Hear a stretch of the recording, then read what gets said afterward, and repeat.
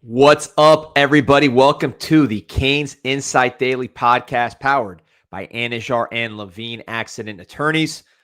Doing a two-a-day today. Got the Mike Ryan Show later on, looking like 1:30. We will be live in studio, but wanted to do this morning one, talk a little bit more about NC State in detail, talk to all you guys, and just really break down the opponent that we're looking at. Why are they so dangerous? This is one of the games that's concerned me since the beginning of the year. And certainly with the way Miami's position where they got to go 3-0 to have a chance at the playoffs, this is an extremely important one. So we'll break down what NC State brings to the table, answer some of your questions. First, looking for someone to answer your questions when it comes to an injury.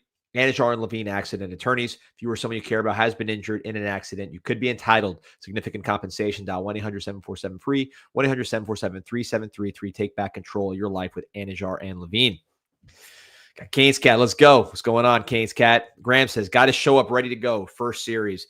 Could not agree more. It is going to come down to starting fast, playing well on offense. This is really going to be about Miami's offense and Miami's passing game. Period, point blank. That's going to be the story of this game. I'm not exactly saying any breaking news there, but Miami has not allowed more than 24 points in regulation all season. If you get over that 24-point threshold in regulation, particularly starting early, you're going to have a great chance to win the ball game. And I think this is one that Miami has to start early, especially at home. Get the good vibes going.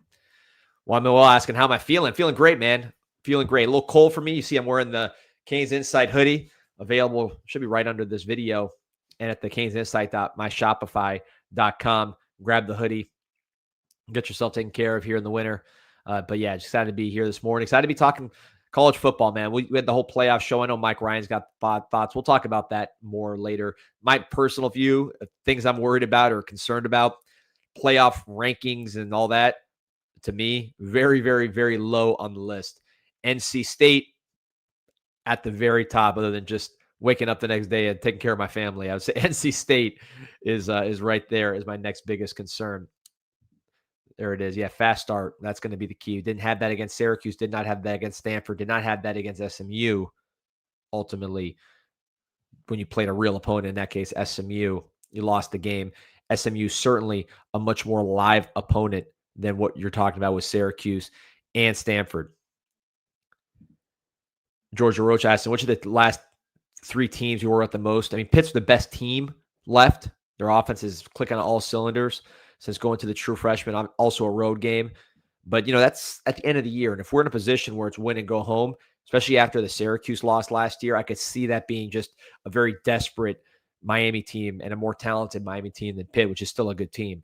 NC State, this one really concerns me. I mean, I've been worried about this one for a while. It's a quarterback coming home. They got a lot of talent skill positions on offense.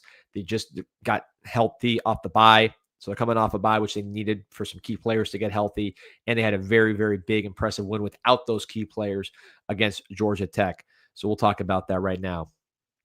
So just looking at some of the key numbers here for NC State.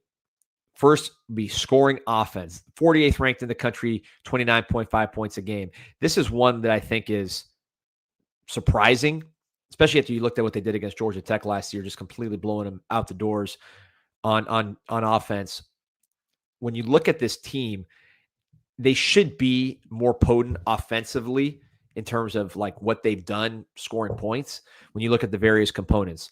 So let's just pull up their schedule so you can see the kind of game-by-game breakdown of NC State and how they got to this point. Again, averaging 29.5 points a game against Division I opponents. So let's get rid of that Campbell game. But, started slow. East Carolina, 24-17 win, didn't play particularly well. You beat a Virginia team, which is now one of the better teams in the ACC. You beat a Wake Forest team at Wake Forest. This is a good Wake Forest defense that's been stingy. As you saw them hold SMU to under 13 points, 34 from NC State, loses a shootout with Duke. This is the one that really, I think, hit rock bottom for them when they lost to Virginia Tech, a very, very poor Virginia Tech team without their coach. Notre Dame, at Notre Dame, I saw that game. Notre Dame really was just clicking on all cylinders. Probably closer than the score, but they pulled away big time at the end. And then Pittsburgh, that offense is just electrifying at Pittsburgh. But they bounced right back with 48 points against Georgia Tech, top-ranked team at home, number 8 in the country at that time. They beat them at home, 48-36, and that was without some very, very key players who we'll talk about here as we go through. But yeah, you look at the points per game, you're sitting at 48th in the country, 29.5. Yards per play, which measures your play-to-play efficiency, right? Very important category, just overall offensive efficiency and explosiveness. They rank at 29th in the country. Third down conversion, not great. This is an area where I think you could see why their scoring defense is lower than it should be given some of their other underlying analytics. 55th in third down conversion. But this one surprised me. When they get in the red zone, it is extremely tough to stop them. They are 9th nationally in red zone TD conversion. We'll get through some of the players to explain why, because I think that when you look at the personnel they have, makes sense. Explosiveness, they got their 39th in scrimmage plays over 20 yards. Miami, for comparison, is 98th. So you want to talk about who's the more explosive team in this game. Obviously, you'd think it should be Miami, given that it's Miami, and we have athletes all over the place, and at least locally available and nationally available. 39th in the nation for NC State, scrimmage plays over 20 yards. Miami, 98th. Yards per pass, 39th. CJ Bailey, big arm, he can get the ball down the field. Pass protection is solid. It's not, outstanding, but it's not like a complete sieve like you saw with teams like Syracuse. Jacarius Peak, the offensive tackle for NC State, junior, but very likely to go pro out of Valdosta, Georgia. 6'4", 298, not the biggest guy in the world, but very athletic and productive. They're 52nd in sack allowed percentage, basically what percentage of their dropbacks result in sacks. As I continue to look for reasons why their offense is not a top 30 offense in scoring. Candidly, it didn't score as much as Miami's offense, which Miami's offense is, we've been complaining about that one. Miami's offense scores 31. This is a 29-point offense despite a lot of very explosive indicators. I think this is one reason. Tackles for loss allowed, 102nd in the country. So I know we joke a lot about how Miami's offense and their running game in particular is designed to avoid tackles for loss and maybe not as explosive as it should be, or definitely not as explosive as it should be, ranking in the 80s in yards per carry. Miami, the reason they do try to avoid tackles for loss is because it could limit the ability of your offense to score points, even if other factors are strong and explosive. And here, I think when you look at NC State, this is the one offensive stat that they're the worst at, which is tackles for loss allowed, 102nd in the country.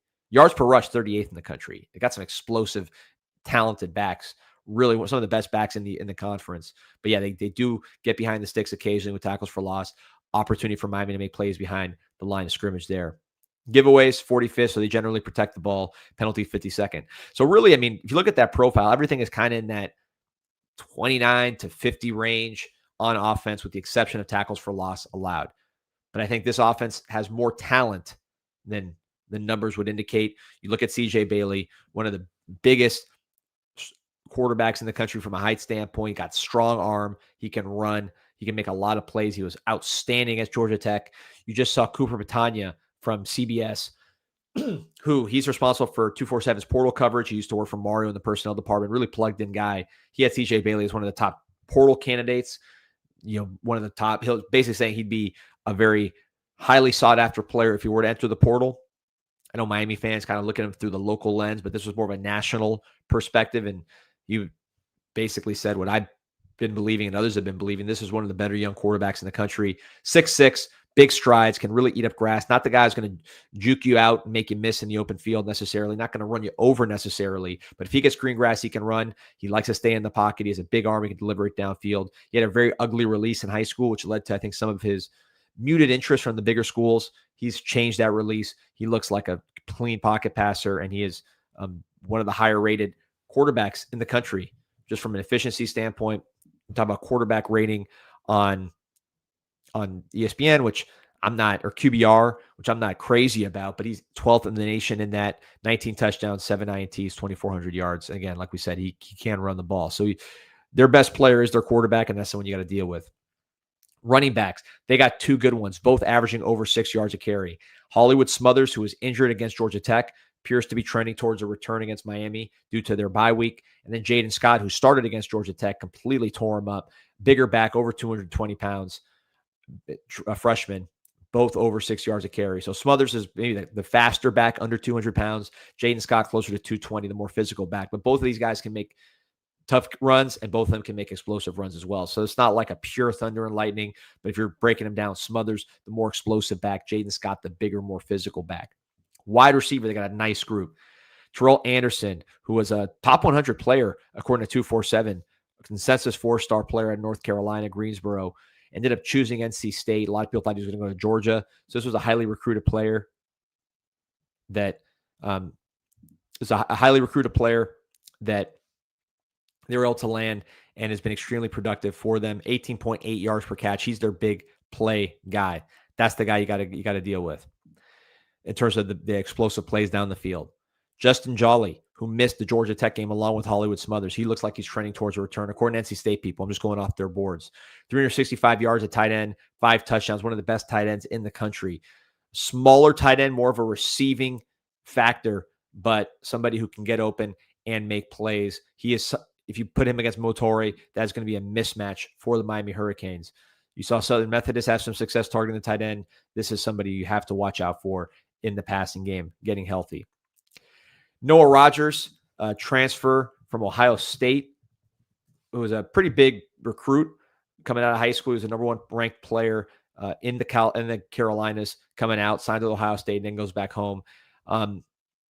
He's not what he was recruited to be. That's why he didn't stay at Ohio State, but he's certainly ACC caliber, 25 catches. He's sort of a safety valve for CJ Bailey. One receiver you're going to hear a lot about, CJ Bailey from Broward County, coming back home. Teddy Hoffman from Palm Beach, coming back home. This is somebody that a lot of people talked about on CanesInSight. Hey, why don't we get this guy? A lot of like Restrepo type comparisons because he's, just pigmentation wise. He had a lot of Restrepo comparisons. 3-star player. They actually had the same rating, 86. A little longer and taller than Restrepo. He's almost 6'1", leaner, but very, very good player from Delray Beach, Atlantic. Extremely, extremely productive at the high school level and has already made plays here in college. He can throw. I think he had a 51-yard throw. He can make explosive plays. He can catch the short passes, find soft spots in the zone. Very quarterback friendly. 284 yards for the true freshman Teddy Hoffman. Expect to hear that name a lot because he is a local guy. Defensively, the story is much, much different. This is a very, very poor defense any way you slice it. I mean, it is just bad. So when you look at, wait, hold on. So when you look at by the way, can you guys hear me? Something's my StreamYard's acting up here, so make sure you guys can see me here as I talk. Let me know in the comments. But when you look at the defensive side of the ball, they're significantly less talented. You're talking about 119th in scoring defense. You're talking about a yards per play, 126th, yards per pass attempt allowed, 115th, sack percentage, 123rd, yards per rush attempt allowed, 82nd, and then takeaways, 109th. So every category that really matters, they're in the hundreds. When you talk about the running game, that's probably a little better in terms of stopping the run. They're only 82nd. But yeah, there's a lot of sorry, so we're trying to figure out this StreamYard. I guess there's some StreamYard issues going around nationally. I apologize. Hopefully you guys can hear me. But yeah, in terms of the scoring defense and the defense overall, poor. Their pass defense is absolutely abysmal when you look at it. And this is, I think, the key to their struggles. Like I mentioned, yards per pass attempt, 115th, sack percentage, 123rd. So they're not getting to the quarterback. They're not affecting the quarterback. And then when you look at the defensive personnel, why are they so bad when it comes to the passing game? Well, Brandon Cisse transfers to South Carolina. He's going to be an NFL player, maybe a top 100 pick. Tamarcus Cooley, LSU. He plays for them. Fitzgerald having a great season for USC, taking the ball away. Devin Boykin, who's playing a ton for Indiana. So you've now lost starters and like good starters to South Carolina, LSU, USC, and Indiana, all from the defensive backfield. So that's why the defensive backfield for NC State is having so much trouble, because they cannot stop the pass, and they're missing their entire defensive backfield. You look at the personnel on that side that you like. Caden Fordham from Jacksonville Bulls. A lot of Florida guys. You're seeing the trend. 92 tackles, 2.5 sacks. Good overachieving linebackers. Dad played in the NFL for multiple years. And then Brandon Cleveland at defensive tackle, a senior from Tampa, 6'4", 315. That name should be familiar to Miami fans because we recruited him out of high school, and I believe he was committed at one point, ultimately signing with NC State. Big athletic guy who's turned into a good player with development, leaner player, had some size. I don't say size issues because he was tall, but had some some weight, strength questions coming out. But he's doing a very, very good job now that he's developed and put on weight. You look at some of the other players to know. One name I'll put on your radar is Will Wilson, who is number 10. He's a wildcat quarterback. He's a true freshman, very big, very athletic player, but he is very much a specialty, a gimmick, a guy that's going to be running short yardage, trying to run people over. CJ Bailey can run as well, but he's not the biggest, strongest guy. So a guy like this Will Wilson, he has the strength to convert those short yardage runs and hurt you that way. So that's NC State, man. That's what we're dealing with as you get ready for this big matchup with the between Miami Hurricanes and NC State. Sorry, I'm scrambling trying to figure out it. The StreamYard's making it seem like I'm talking to the void, but the comments are responding, so must be good. But apparently there's some StreamYard issues all across the country. So again, appreciate you guys sticking with us here as we break down NC State. Clutch says, "What's up, Canes family?" Yeah, Kyle says, "Unfortunately, Miami can't make them pay for that lack of pass defense. That they got to. They have to. ACC teams better start paying their players. NC State's not. That's why they're getting killed in the portal." Gary says, "Just wrap up his screenplay." All right. Shout out to Gary. Congrats. As we're shouting people out, I'm going to shout out one of the icons of the Canes football community, particularly in the booster side, my guy, OrchidMan Florida. South Florida's top landscape artisans. Palm Beach down to the Keys. They'll take care of you. They'll do all the pretty work, making sure you got the best flowers, the best plants. But they'll also do the dirty work. They will be the quarterback for your landscape, whether it's commercial or residential. They'll make it easy for you. They will coordinate maintenance. They will do all the things that you don't want to think about, don't want to do. Tree trimming, tree stump grinding, hurricane preparations, lighting, fertilizing, you name it. They will take care of you at OrchidManFlorida.com. Go to OrchidManFlorida.com to book your appointment. You can also call 786-271-0332, or you can just go to the sidelines and you see OrchidMan down there where he tends to spend a lot of time. Also, real quick before we move on, want to talk about the rare triple win opportunity. KashKick. Go to the App Store, KashKick, the Play It Forward campaign. Go ahead and download the app, one of the most popular apps in America. That is the KashKick app, KashKick.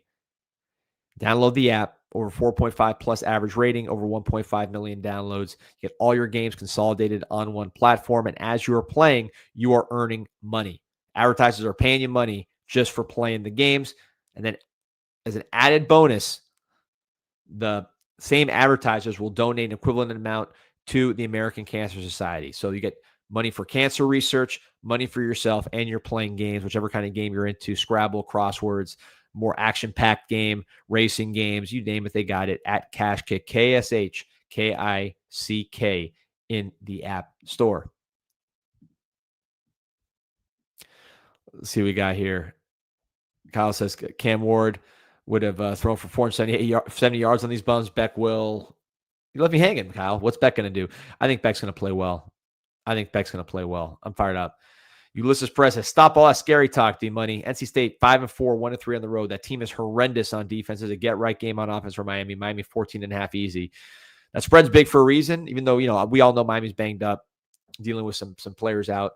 But I think that's a referendum on certainly NC State's defense, how NC State's played away from home. And you hope that Miami's gotten some of that juice going on the offensive side of the ball after a really imbalanced, I guess, performance against Syracuse, where you had some of the worst offensive play of the season, followed by really, really good offensive play, some explosive plays from guys like Dalen Upshaw, Gerard Pringle, guys that you're going to need to really step up. Excited to see what those guys bring to the table. Keelan Marion, of course, very explosive. So I agree with those who are focused on the start. Rocco saying the way we came out against Cuse and Stanford is scary. If we come out like we did against USF, I think it's going to be a fun day. And I think NC State's going to make plays on offense. You're not going to completely shut them down, but if you give this defense 30 points, and NC State's allowing 33 points on average against FBS opponents, so if you get, let's say 33, let's say you do average for what NC State's allowing against FBS opponents, I think this defense will hold NC State under 33. Stephen Green says, play the short game, not talking about east-west, behind or at the line of scrimmage. It's about the shallow crosses, pick routes, short slants, middle screens. I mean, Beck loves to get in rhythm and get the ball moving quickly. I think that makes a lot of sense because I think this NC State defensive backfield is not a very good tackling defensive backfield, and they're not going to be, stopping every short pass for limited gains, meaning you can get big plays by making short passes and getting down the field with run after catch. So I think that's something that you look for. You were hoping to do something similar against SMU. You couldn't get going in that way. The difference between SMU and NC State, SMU had very poor pass defense as well. That was the weakness of their team. We didn't really make them pay for that. But SMU's defense overall was good. They were better rushing the passer than NC State. They were much better in the red zone than NC State. They were elite stopping the run, statistically, one of the best in the country, top 10. And then overall, they were just good on defense. Whereas with NC State, is much more akin to Syracuse, where you look at the stats, they are poor across the country in every single category. Run defense, decent, but not good in the 80s. Let's see. Jay Campbell says, we haven't thrown it vertically since the Louisville game. Seem to have completely gone away from deep shots outside the numbers. James Kane asking why are we having so much trouble going deep. I think personnel's got to do a better job. I mean, Carson Beck's got to do a better job hitting his targets, although he hasn't had a ton of opportunities. And you guys got to get open. You have guys that got to get open deep. I mean, Malachi Toney clearly is your best deep threat. Teams are taking him away. Who else is going to step up? Is JoJo Trader going to have that breakout moment where he is able to get down the field? Can you see Keelan Marion? You saw the run after catch. Is he going to be able to run by guys and get behind the defense like he did against Notre Dame when he drew the pass interference? Josh Moore, saw him against Southern Florida, go up over a defensive back and make a play on a deeper ball. He has that ability as well. Is Dalen Upshaw going to get it going? So there's a lot going on here that we got to see with this offense. And I think early on, if you start off like you did against USF, I think you'll continue to play like you did against USF. If you start off like you did against Syracuse and Stanford, there's going to be a lot of nervous Hurricane fans in the audience. And unfortunately, NC State's much more capable, especially coming off a bye where they're going to be scripted to the T.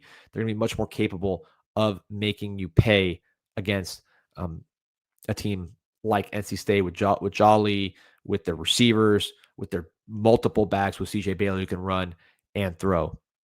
So Main Kane says, pass to open up the run, get Beck in a rhythm with short underneath passes, unleash the Pringle. It's like Pete says, once the Pringle pops, the fun don't stop. Would love to see an explosive play in the running game from him. That would be huge.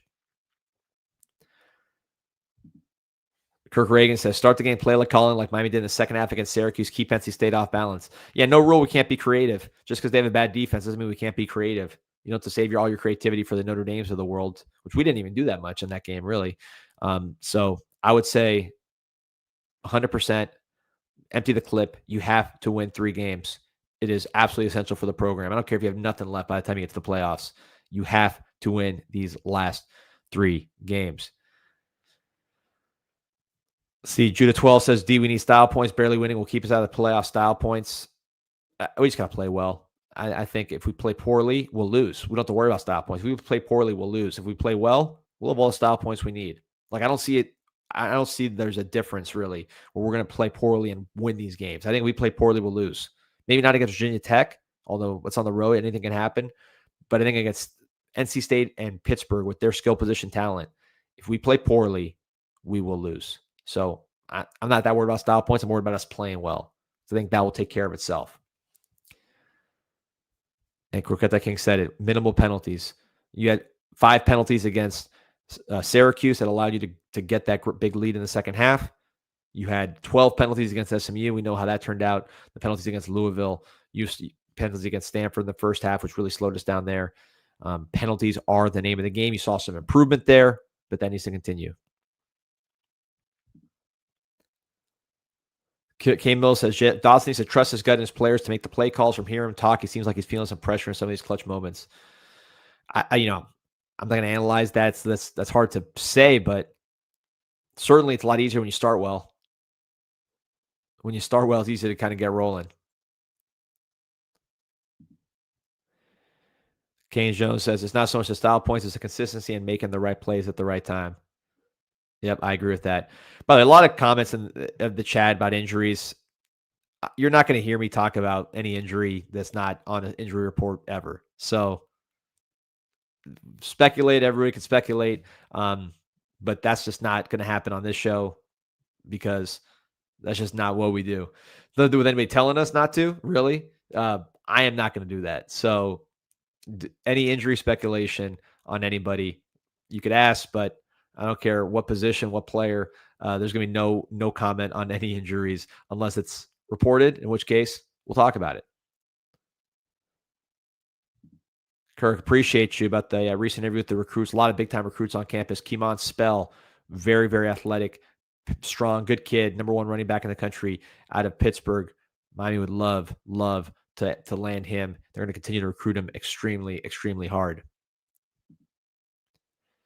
Chipper Hank says, creativity is great, but it's the creativity to break your tendencies that matter. Carson Beck TD was fun and creative, but it was effective because they knew the Mally end around was coming. That's right. I mean, look, those were plays that I don't think they were done for style points. They were done because it was there. They were set up. And then also I think there was an element of, hey, let's get the fun back on with the team. Let's get the excitement back with the offense and get everybody excited. So Nick Isaac, why have we got the freshman tight end in the mix? Tight end's been a tough position for Miami this year. That's a hard position for young players to play in general. I think they'd like to. Luka Gilbert's played a little bit on the offense on the goal line. Luka, I think both of them are still adjusting to the blocking, not because they don't want to. They're tough players. It's just we're talking about young tight ends. It's a tough position to block effectively early. Even though Luka Gilbert did block a lot in high school, he's still a lighter. He's not light because he's actually heavy, but he's like a leaner guy, tall at 6'7". He's still working on that technique. Brock also going through it. I think with Brock's shot in the receiving game, he did not play a lot of he was very productive in high school, but it wasn't like he was in South Florida or Texas or California where he's playing 7-on-7s all the time at the highest levels, really getting a lot of work in the receiving game. He kind of did everything, played every sport. So I think he's still learning in the receiving game. Obviously got a ton of talent there. He's fast. He can make explosive plays, but they're still getting him up to speed there. But yeah, we need more out of our tight ends. That is the bottom line. Good analogy from Jake Campbell. Play calling is a lot like pitching. You can have a 100-mile-an-hour fastball, but if you don't at least show things off of it, you're going to get hit. We need to continue to show wrinkles off our base stuff. I agree. Couldn't agree more when it comes to the short yardage play calling in particular. All right, everybody. Appreciate your support. We will be on here live in a few more hours with Mike Ryan. Just want to talk some quick NC State with you guys before I signed off. Remember to like and subscribe to the show. Go Canes.